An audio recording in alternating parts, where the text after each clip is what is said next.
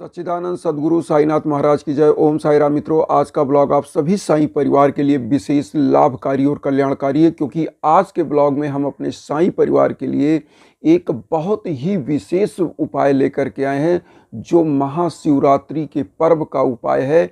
और इस महाशिवरात्रि के पर्व पर इस विशेष उपाय को जो जातक जातिकाएं हमारे साईं परिवार के समस्त परिवार जो करते हैं, उनके घर में सुख समृद्धि धन धान्य से परिपूर्णता, प्यार, दाम्पत्य जीवन में जो एक अनबन है, घर में जो ग्रह बाधा है, गृह बाधा है, वो सब समाप्त हो जाता है और भोलेनाथ और माँ पार्वती का साक्षात कृपा प्राप्त होता है।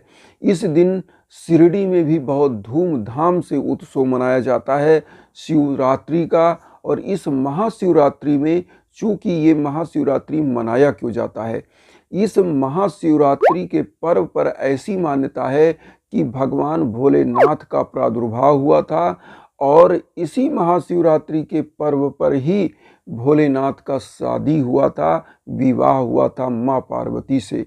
और इस दिन जो जातक जातिकाएं जिनका कहीं प्यार का संबंध है, जिनकी शादियां नहीं हो पा रही हैं, बहुत विलंब हो रहा है, जिनके दाम्पत्य जीवन में बहुत अनबन चल रही है, एक दूसरे के साथ रह पाना मुश्किल हो जाता है, तो ऐसे लोग इस उपाय को करें।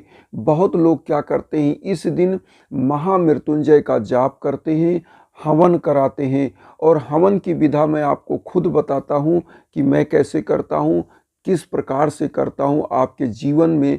और वास्तविकता में बताऊँ, आपके जीवन में जो भी बहुत ज़बरदस्त की भीषण बाधाएं हैं, वो समाप्त होती हैं हवन से। तो हवन की भी विधि मैं आपको बताऊंगा, वो इंस्टाग्राम पर आइए, उसके क्या आपको छोटे बहुत खर्चे भी आते हैं तो उसको भी मैं बताऊंगा।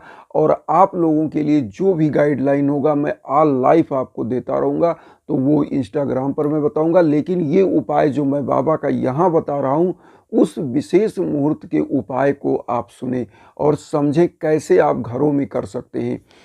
तो सबसे पहले क्या होता है, देखिए, शंकर भगवान का जो दिन होता है, इस दिन कैसे आप पूजन अर्चन करेंगे, क्या विशेष उपाय आपको करना है। शिवरात्रि के दिन आप अर्लियर उठ जाएं, मॉर्निंग में कोशिश करें जल्दी उठें और उठ करके नहा धो लें। नहाने धोने के बाद अगर घर में गंगा जल रखा हुआ है तो एक लोटे में थोड़ा सा गंगा जल ले लें और उसमें और जल स्वच्छ मिला लें। और बेल पत्र का नाम आप जानते होंगे, जो बिल्व पत्र होता है, बेल की पत्तियां होती हैं, धतूरा होता है, बेल का फल होता है, गन्ने का टुकड़ा भी मार्केट में जब आप जिस दिन शिवरात्रि होती है मंदिरों के आसपास लोग बेचते हैं, मिल जाएगा।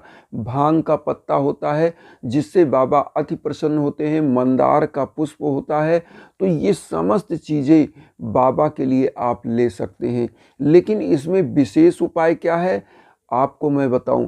विशेष उपाय 21 बेल पत्र लेना है। 21 बेल पत्र लेना है। और 21 बेल पत्र लेने के बाद आपको इस सभी 21 बेल पत्रों पर मतलब लिखना है ओम नमः शिवाय, ओम नमः शिवाय, ओम नमः शिवाय। 21 बेल पत्रों पर कैसे लिखना है, चंदन आता है लिक्विड, आप मार्केट में ले लेंगे, उस चंदन के घोल से और किसी भी एक सीक ले लें, आम के पेड़ की टहनी का जो पत्ता होता है उसका छिलके टहनी ले लें, उससे लिख सकते हैं। या अनार होता है, अनार के पेड़ की टहनी मिल जाए, जिस भी, या कोई लकड़ी आपको साफ स्वच्छ मिल जाए, उससे आप लिख लीजिए। ओम नमः शिवाय 21 बेल पत्रों पर लिखिए। और जब बाबा के सम्मुख आप पहुँचिए, भोलेनाथ के शिवलिंग के सम्मुख, जहाँ पर आपको बाबा को जलाभिषेक करना है, वहाँ पर 21 बार में 21 बेल के पत्र को चढ़ाएं। बोले ओम नमः शिवाय, ओम नमः शिवाय।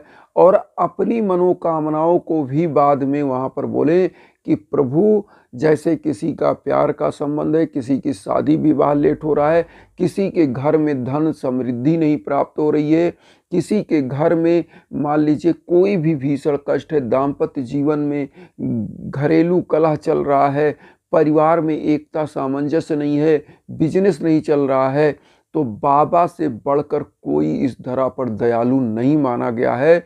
भोलेनाथ संहारक के भी देवता हैं, उद्धारक के भी देवता हैं। तो भोलेनाथ जिसको चाहते हैं उसको फर्श से अर्श पर पहुंचा देते हैं, और जिसके ऊपर रुष्ट हो गए तो आप तांडव तो भोलेनाथ का सुने होंगे, उसको फर्श पर ले आते हैं।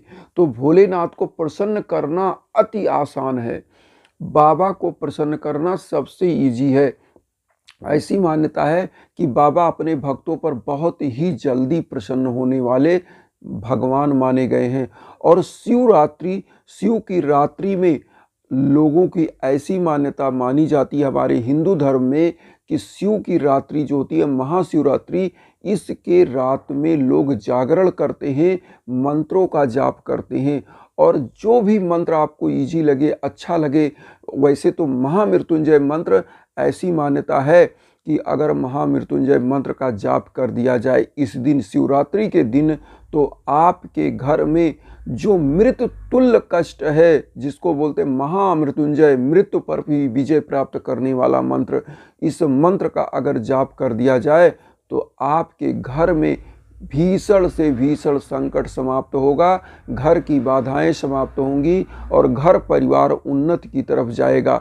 ये हमारे हिंदू धर्म में माना गया है। और महामृत्युंजय मंत्र क्या है? ओम ह्रौं ओम जुंक्षा भूर्भुवः स्वः त्र्यंबकम यजामहे सुगंधिम पुष्टवर्धनम उर्वारुकमिव बंधनान् मृत्योर्मोक्षीमामृतात् भूर्भुवः स्वरो जुंक्षा ह्रौं ओम, ये मंत्र है।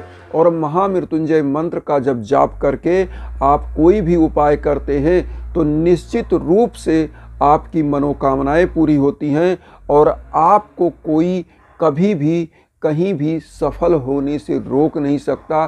शत्रु की बाधाएं समाप्त होती हैं। तो 21 पत्तियों का ये उपाय आप करिए, ओम नमः शिवाय उस पर लिखकर इसी को बाबा को चढ़ाइए।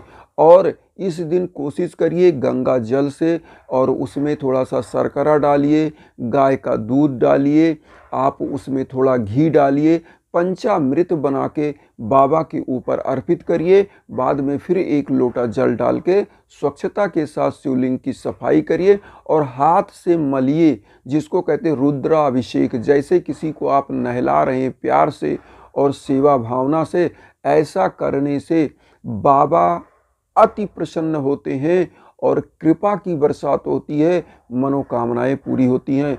और इस दिन एक काम जरूर करें, साईं भगवान को भी क्या करें, हमारे गुरुदेव जो साईं गुरु हैं उनके भी पास आप क्या करें, थोड़ा सा भांग का पत्ता, थोड़ा सा जो है बेल्व पत्र उनके श्री चरणों में अर्पित करके एक बार 11 वचन बोल दें।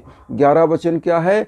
जो शिरडी में आएगा आपद दूर भगाएगा, चढ़े समाधि की सीढ़ी पर, पैर तले दुख की पीढ़ी पर, त्याग शरीर चला जाऊंगा, भक्त हेतु दौड़ा आऊँगा, मन में रखना दृढ़ विश्वास, करे समाधि पूरी आस, मुझे सदा जीवित ही जानो, अनुभव करो सत्य पहचानो, मेरी सड़ा खाली जाए हो तो कोई मुझे बताए, जैसा भाव रहा जिस जन का वैसा रूप हुआ मेरे मन का, भार तुम्हारा मुझ पर होगा, वचन न मेरा झूठा होगा, असहायता लो भरपूर, जो मांगा हुआ नहीं है दूर, मुझ में लीन वचन मन का आया, उसका ऋण ना कभी चुकाया, धन धन व भक्त आनंद, मेरी शरण तज जय आनंद, ओम साई ओम साई।